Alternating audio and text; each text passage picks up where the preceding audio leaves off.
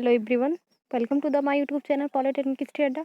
आज की इस वीडियो में हम बात करने वाले हैं collector to emitter leakage current यानी कि ICEO करंट के बारे में। चलिए देखते हैं।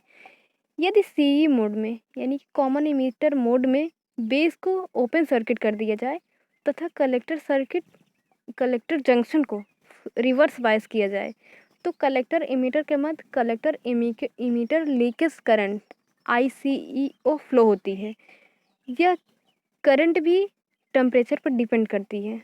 यहाँ पर देखिए, यहाँ पर क्या किया गया है, CE मोड में बेस को ओपन छोड़ दिया गया है, यानी कि बेस को देखिए यहाँ पर ओपन छोड़ दिया गया है, बेस टर्मिनल को ओपन छोड़ दिया गया है। और क्या कहते हैं, इसको कलेक्टर जंक्शन को रिवर्स बायस तथा कलेक्टर एमीटर के मध्य कलेक्टर एमीटर लीकेज करंट, देखिए कलेक्टर इसको रिवर्स बायस कर दिया गया है और इसके मध्य जो करंट फ्लो हो रही वो collector emitter leakage current flow हो रही है। अब बात करेंगे relation between IC, IB and ICEO। तो IC, IB तथा कलेक्टर एमीटर लीकेज करंट में क्या रिलेशन है, चलिए देखते हैं। जब ट्रांजिस्टर CE मोड में कनेक्टेड होता है तथा एमीटर जंक्शन फॉरवर्ड बायस और कलेक्टर जंक्शन रिवर्स बायस होता है तो कलेक्टर करंट IC के निम्न कंपोनेंट होते हैं। फर्स्ट है, देखिए एमीटर करंट का वह भाग जो कलेक्टर करंट तक पहुंचता है। सेकंड है लीकेज करंट ICEO, अतः एमीटर करंट का वह भाग जो कलेक्टर तक पहुंचता है वो क्या है, IC बराबर, देखिए यहाँ पर देखिए, इसको मान लो इक्वेशन फर्स्ट मान लो, ये IC माइनस ICEO। अब लीकेज करंट गेन यानी कि स्थैतिक करंट गेन अगर आप से पूछा गया है तो स्थैतिक करंट गेन BDC को निम्न प्रकार से परिभाषित कर सकते हैं। BDC बराबर बीटा DC बराबर क्या होता है, एमीटर करंट का वह भाग जो कलेक्टर तक पहुंचता है अपॉन बेस करंट। कहने का मतलब है बीटा DC बराबर IC माइनस IE। देखिए यहाँ पर बीटा DC बराबर IC minus ICEO upon IB।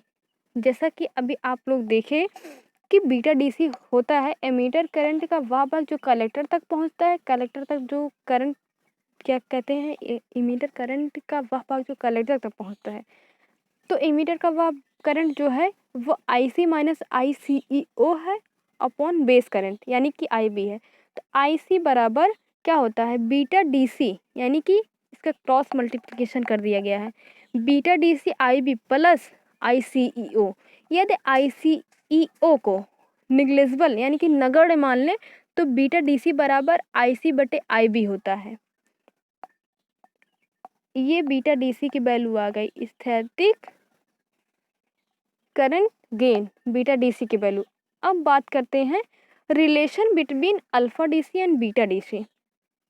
तो अल्फा DC देखिए यहाँ पर हम लोग जानते हैं कि इमीटर करंट बराबर होता है base current plus collector current. अब इसी समीकरण में IC से अगर हम डिवाइड कर देते हैं तो IE अपॉन IC बराबर IB अपॉन IC प्लस 1, क्योंकि IC से हम लोग डिवाइड कर दिए हैं तो चूँकि बीटा DC बराबर IC बटे IB होता है तथा अल्फा DC बराबर IC बटे IE होता है। इसी समीकरण में ये वैल्यू रखने पर बीटा DC बराबर IC बटे IB, तो यहाँ पर देखिए IE बटे IC यानी कि इसका उल्टा है ना। देखिए यहाँ पर होता है बीटा DC यानी कि बीटा DC अल्फा DC बराबर होता है IC बटे IE, तो ये IE बटे IE है ना, तो इसका उल्टा है। तो यहाँ पर देखिए उसी की वैल्यू को उल्टा कर दिया गया है, यानी कि 1 अपान अल्फा DC बराबर 1 अपान बीटा DC प्लस 1। तो इसी को क्रॉस मल्टीप्लाई करके सॉल्व कर लिया गया, तो अल्फा DC बराबर बीटा DC अपान 1 प्लस बीटा DC। तो बीटा DC की वैल्यू यहाँ से आ गई अल्फा DC अपान 1 माइनस अल्फा DC। जैसे कि वहाँ पर आया था आप लोगों का क्या कहते हैं, अल्फा बीटा बराबर अल्फा अपान 1 माइनस अल्फा आया था ना, उसी तरीके से इसमें अल्फ़ा डीसी तथा बीटा डीसी में डिफरेंस है। अब बात करते हैं कि रिलेशन बिटवीन आईसीआईबी तथा आईसीबीओ। हम जानते हैं कि आई बराबर आई बी प्लस आई सी होता है, जिसमें आई सी बराबर अल्फ़ा डी सी आई ई प्लस आई बी, इसको भी जानते हैं हम लोग। तो इस इक्वेशन में देखिए, यहाँ पर समीकरण सेकंड में, समीकरण कौन सा सेकंड, ये आई सी बराबर alpha D C I E plus I C B ओ। इस इक्वेशन में आई ई का मान फर्स्ट से रखने पर, यानी कि आई ई का मान रखेंगे तो आई बी प्लस, यहाँ पर देखिए आई सी बराबर अल्फ़ा डी सी, आई ई की वैल्यू अगर हम रखेंगे तो आई बी प्लस आई सी होगा, क्योंकि आई ई बराबर होता है I B plus I C, base current plus collector current plus I C B. तब इसको, इस मान को रखने पर हम इस क्वेश्चन को सॉल्व करते तो आता है I C alpha D C I B plus alpha D C I C plus I C B O. अब क्या कहते हैं, आई सी के पार्ट्स को एक तरफ, आई बी और आई सी बी के पार्ट्स को एक तरफ कर लेते। तो आई सी के पार्ट्स को एक तरफ किए हैं तो यहाँ पर आ गया 1 minus alpha D C, I C को कॉमन कर लिया गया है, फिर alpha D C I B I C B ओ।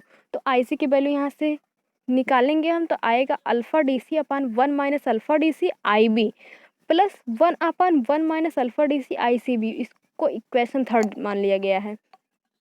जैसा कि हम लोग जानते हैं कि बीटा डी सी बराबर होता है alpha D C upon 1 minus alpha D सी। तो समीकरण 4 में, यानी कि समीकरण ये 4 जो है, जो अभी हम लोग माने जानते हैं कि बीटा डी सी बराबर alpha D C upon 1 minus alpha D सी होता है। तो इसी समीकरण के दोनों ओर अगर हम 1 1 जोड़ देते हैं तो देखिए क्या आता है, चलिए देखते हैं। यहाँ पर देखिए, अब alpha D C upon 1 minus alpha D C plus 1 बराबर बीटा डी सी प्लस 1। तो यहाँ पर सॉल्व करेंगे 1 upon 1 minus alpha D C बराबर 1 plus, sorry, beta D C plus 1। तो इसी क्वेश्चन में, यानी कि समीकरण 4, ये समीकरण जो है, इस समीकरण का मान समीकरण 3 में रखने पर, समीकरण यानी कि 4 व 5 की वैल्यू समीकरण थर्ड में रखते हैं। थर्ड का मतलब ये है, देखिए यहाँ पर ये जो इक्वेशन दिया गया है, आई सी बराबर alpha D C upon 1 minus alpha D C I B plus 1 upon 1 minus alpha D C I C B ओ। तब देखते हैं क्या आता है। यहाँ पर देखिए, तब आ गया है आई सी बराबर beta D C I B plus beta D C plus 1 I C B O. यही आपका इक्वेशन हो गया। किस किस के बीच, आई सी बी